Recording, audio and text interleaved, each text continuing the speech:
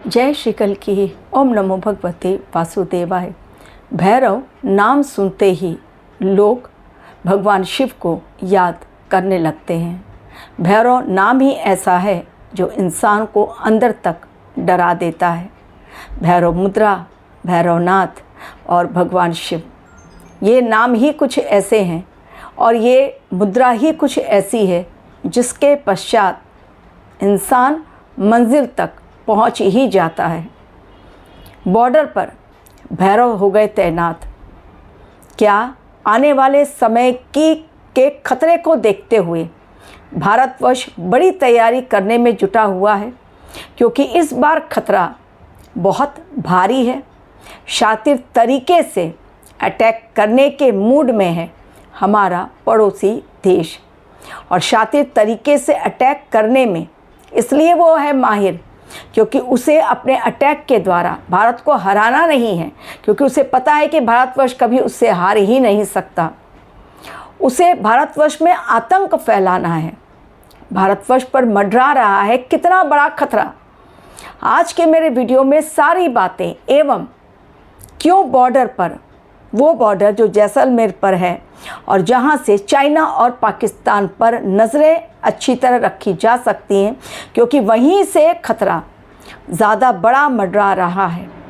क्यों वहाँ पर केवल भैरव बटालियन को नहीं, बल्कि हमारी सेना जल, थल और वायु सेना यानी नेवी भी है, हमारी एयरफोर्स भी है और हमारी आर्मी भी है। तीनों सेनाएं इस समय वॉर प्रैक्टिस करने में जुटी हुई हैं, जो कि ये हर बार होता है। हर बार ही आप लोग कहेंगे इसमें नॉर्मल है, नहीं, इस बार ये चीज़ें नॉर्मल इसलिए नहीं हैं क्योंकि इस बार केवल इंसान नहीं बल्कि एनिमल्स को भी ट्रेंड किया जा रहा है। 150 प्लस डॉग्स, 150 के और ऊपर डॉग्स को ट्रेनिंग दी जा रही है। बॉर्डर पर उन्हें तैनात किया जा रहा है ताकि वो आने वाले खतरे को भांप सकें, उनका मुकाबला कर सकें। अपने बॉर्डर पर जितने भी सैनिक हैं उन्हें पहले से चेतावनी दी जा सके कहीं से भी कोई घुसपैठ होती है, क्योंकि उन लोगों का सिक्स सेंस, एनिमल्स का सिक्स सेंस हमसे कहीं ज़्यादा एक्टिव रहता है। इसलिए भूकंप आने के पहले आप देखिए, पक्षी हो या जानवर, हाथी है, कुत्ता है, बिल्ली है, ये लोग फटाफट भाग जाते हैं जहाँ पर भी उनको भूकंप आने की पॉसिबिलिटी नज़र आती है। आता है भूकंप बाद में, इंसान उसे बाद में भांपता है, लेकिन पहले जानवर भांप लेते हैं। इसलिए इस बार हमारा देश पूरी तरह हो रहा है तैयार। बार बार चेतावनी पाकिस्तान को दी जा रही है।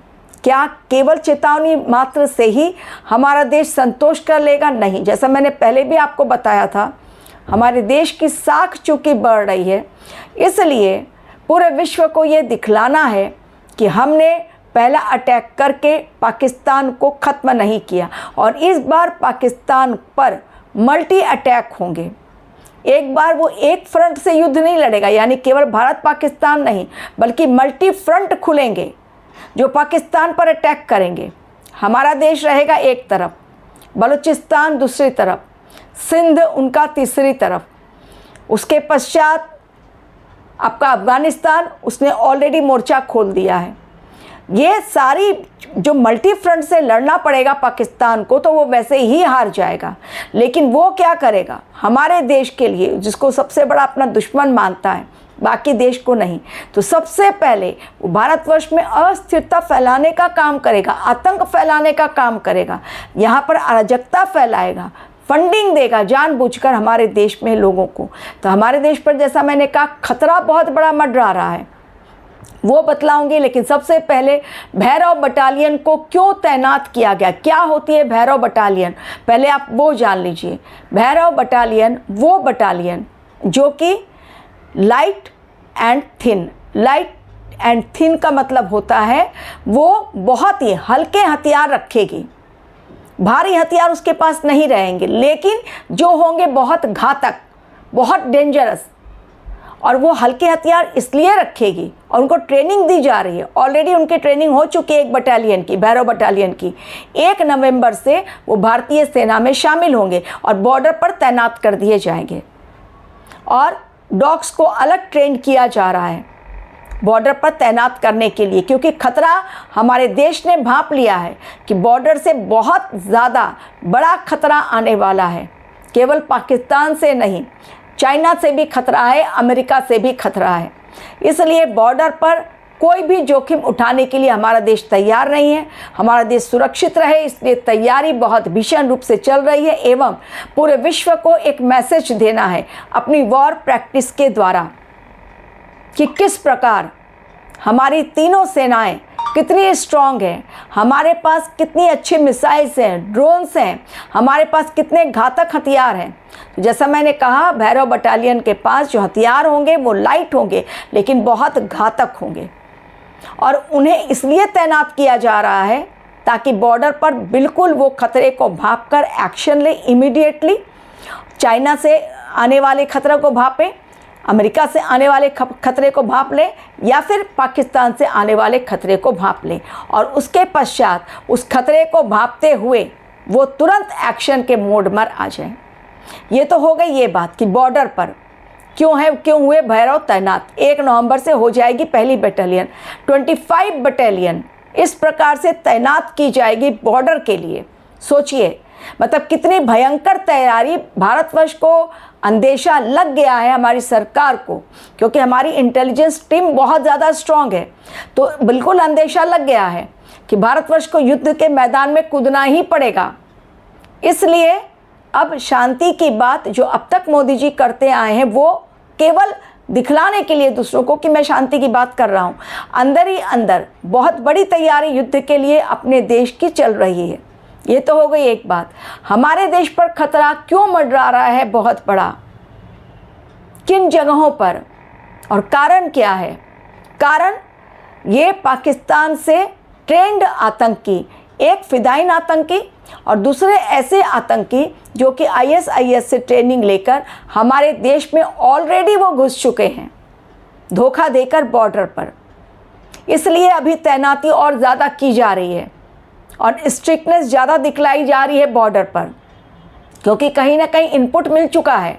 ये मैंने काफ़ी पहले आप लोगों को बतलाया था, ये आज न्यूज़ में आ रही है बात, लेकिन मैंने काफ़ी पहले आप लोगों को बताया था कि जम्मू कश्मीर से सटे हुए जो बॉर्डर हैं वहाँ से, नेपाल बॉर्डर से काफ़ी सारे आतंकी हमारे देश में ऑलरेडी घुस चुके हैं। जब नेपाल में बवाल हुआ था तब मैंने बतलाया था आप लोगों को कि वहाँ से कैदी भी भागे हैं, वो लोग सहारा लेंगे बॉर्डर का और छिपेंगे हमारे देश में।